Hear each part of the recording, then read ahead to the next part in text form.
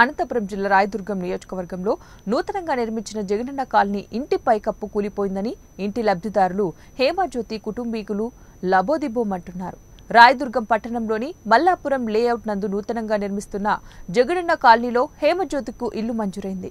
లబ్ధిదారులు భర్త వికలాంగుడు అవడంతో వైసీపీ 30వ వార్డు కౌన్సిలర్ భర్త గోరంట్ల సత్తికు ఇంటిని నిర్మించుకునేందుకు కాంట్రాక్ట్ ఇచ్చింది. ప్రభుత్వ బిల్లు 1,80,000తో పాటు అదనంగా 1,30,000 అప్పు చేసి హేమజ్యోతి సత్తికి చెల్లించింది. గోరంట సత్తి నాసిరకంగా ఇల్లు నిర్మించడంతో గత 2 రోజుల క్రిందటే కుప్పకూలిపోయిందని ఆవేదన వ్యక్తం చేశారు.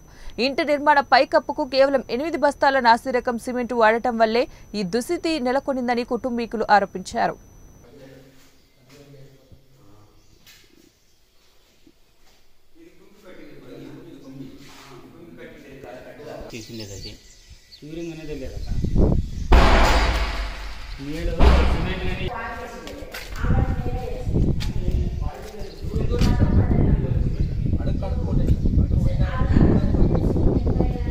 గిడి సత్యాన్నకే ఒప్పించినాను.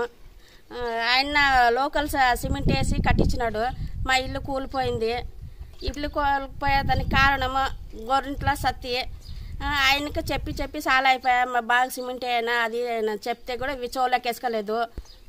మళ్ళీ ప్రభుత్వము మాకు ఏమైనా సాయం చేయాలా?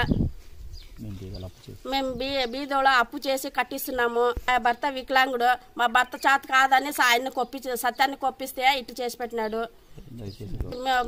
మా ప్రభుత్వము మీరే మాకు సహాయం చేయాలా?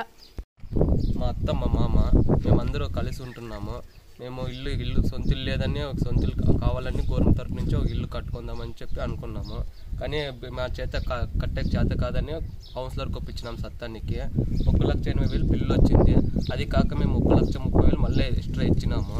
కానీ మాకు సిమెంట్ మెటీరియల్ అంతా తక్కువ వేసేసినాడు. అసలు కంపెనీలు లేవు, ఏమీ లేవు సరిగా.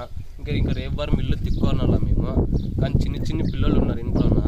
ఇట్లా సడన్ మా దేవుని దైవం నుంచే పచ్చిక పడిపోయింది. ఇంకా దిక్కున మునిపే ఇటు చూస్తే పడిపోయింది.